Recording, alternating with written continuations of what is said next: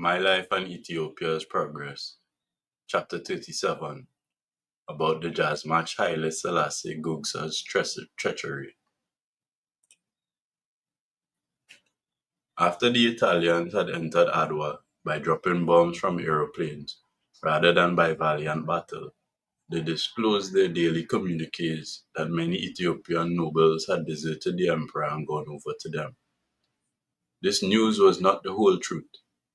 According to the custom of our country, Ethiopia, when nobles who have been army officers or provincial governors relinquish their appointments, being no longer able to carry out the work owing to advanced age or ill health, or when some of them are dismissed from their offices owing to some offense having been proved against them, there are many of them who remain on their inherited property engaged in agriculture or trade or being otherwise maintained. When they live in such circumstances, they do not cease to be referred to by their former rank. The Italians, however, induced these nobles who had retired from government service to go over to them, by force or by intimidation, and began to reveal over the radio that a certain Dejazmatch or Fitarari or Cagnazmatch had deserted his emperor and gone over to them. The country accepts us, the people like us, they claimed. But it was not possible to deny and to claim as mendacious the news of the betrayal of the Dejazmatch Haile Selassie Gugsa of the nobles of the Tigray. The Dejazmatch Haile Selassie is son of the Tigrayan prince Ras Gugsa Araya. Being the son of a prince, he had married our daughter Seneba Wok. But when only about a year had passed since marrying her, by misfortune, both his wife and his father had died in quick succession to each other, and he had thus fallen into deep grief. But although his wife and his father had died, we had no thought of lowering him in rank, and, in fact, gave him his father's governorate of Indota, Agami, Bora, Seliwa, as well as authority over Edamehone and the two Awalo regions. We also directed that he should reside in the chief city of Makele. His father Ras Gugsa and Ras Seyum had lived in mutual envy and distrust about the headship of the Tigray, and now since he was still young, two small districts from the extensive governorate which his father had held were added to Ras Seyum's domain. He took this as a pretext and progressively made plain his hostility towards Ras Seyum, meaning to carry on the quarrel that had been started by his father. The Italians had been laying it down in their preparatory plannings that they might be able to take Ethiopia without recourse to military force, by inciting the important men to mutual enmity and by inducing them to desert the emperor. Thus, when they had heard about the quarrel that had started between the Dejazmatch Haile Selassie and Ras Seyum, they began exchanging messages with the former. Some people gave us this news, but we discounted the reports directed against him, and did not suspect that a man who claimed to be a descendant of Emperor Johannes would betray Ethiopia, whatever the circumstances, for Emperor Johannes had been an opponent of the Italians.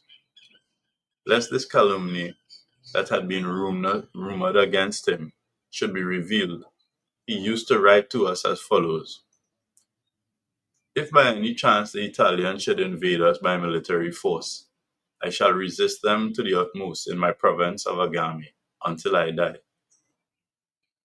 He sent further messages to say, "I have exchanged messages with the soldiers of the Hamasien and have arranged that they should desert and come over to us." Later he wrote, "Those soldiers with whom I have communicated have come over to me." The second piece of evidence which he offered for his loyalty was concerning his accusation against the Dejazmatch Kebede Aragao, his father's brother. The substance of this accusation was as follows: The Dejazmatch Kebede Aragao is not loyal to our government. The fact which proves this is that he is in constant exchange of correspondence with the Italians. Having discovered a letter by which he entered into such communication, I have been able to lay my hands on it. Further, he sent his 2 sons to Asmara and arranged that they should receive their education from the Italians. Therefore, please send a plane to me, for it would be best if he were to come to your majesty. If not, he will cause me difficulties by making propaganda for the Italians here. The letter which I have obtained I had to purchase for money from the hands of one of his intimates. With the intention of ascertaining the truth of this matter, we told him to send the letter to us. After he had done so, we had the Dejazmatch Kabere brought to Addis Ababa by plane. By his acting in this manner, it seemed to us that all the suspicions against the Dejazmatch Haile Selassie were untrue, and we neglected the matter. But when we were told about the Italians entering Adwa and Agame, we also heard that he had confiscated the weapons of the men from Hamasien who had come over to our side and had arrested them.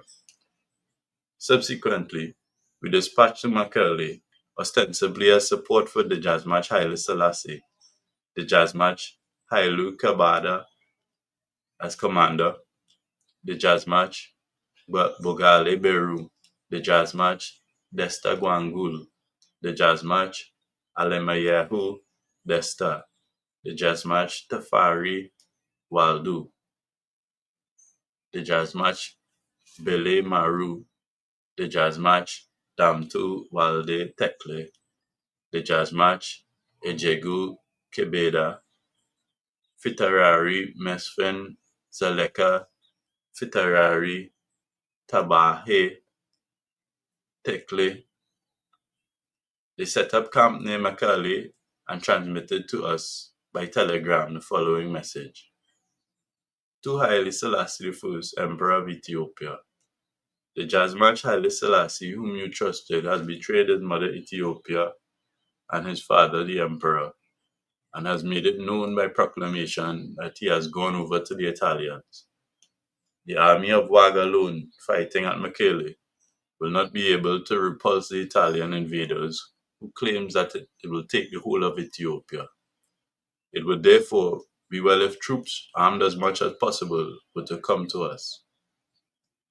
Many of Haile Selassie Gugsa's officers left him at once, declaring, for the sake of our faith and our history, we shall not fight our emperor jointly with the Italians and deliver Ethiopia into the hands of foreigners.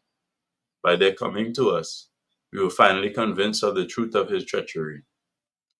A servant of his, who had deserted him and had loyally come over to us because the Dejazmatch Haile Selassie had betrayed his country and surrendered to the Italians, gave us the following report. When my master, the Dejazmatch Haile Selassie, went to Asmara for medical treatment or in order to go by boat to Addis Ababa, the Italians used to tell him, we shall wage war against Ethiopia. After destroying Rash Seyum, we shall place you on your father's throne and make you king of the whole of Tigray. They also used to show him the multitude of their cannons, their machine guns, their aeroplanes, as well as a modern make of their rifles. Thus, on one hand, they would give him hope of obtaining the whole of Tigray, and on the other, would make him afraid in view of his tender age when he observed the mass of Italian military equipment. The fact which establishes the truth of this, together with what we have said above, is that when the Dejazmatch Haile Selassie defected and got mixed up with the Italians, General de Bono issued a proclamation in his favor, declaring by the command of His Majesty King Victor and the Duce, Monsieur Mussolini, we have assigned to you the whole of the Tigray up to the Allah water and have nominated you as Ras. However, after their designs had been accomplished, they did not even give him Mekelle, his father's seat, let alone the whole of the Tigray. After the Italians had accomplished the desertion of the Dejazmatch Haile Selassie, they believed that other great officers would desert and go over to them, and that on these grounds the heart of our soldiers would be panic-stricken. But in fact there was no one, officers or men, who was stunned or made afraid by his treachery, apart from detesting and hating him, declaring, "This is the brother of Judah Iscariot." After he had announced his desertion, our officers were approaching Makale, and while his chiefs and servants were getting in touch with our officers, they determined to try to catch him. But when he heard this, he left Makele at 7 o'clock, which is 1 a.m., during the night of 30th of Mascaram, which is 11th of October 1935 in the Gregorian calendar, together with up to 50 of his retainers, and joined up with the Italians having gone by way of Idaga Hamus. Those men from the Hamasien who had deserted from the Italians and whom he had detained in prison at Makale got out of prison as soon as he had escaped and joined up with our men. After he had made common cause with the Italians, he remained until the end of the war, in fear of his own servants and countrymen, going about the country, at times to Makale, another time to Agame or Idagu Hamus, and again to Adwa, taking extreme precautions and guarding himself like a murderer. But in not a single place did he join battle with our soldiers and fight.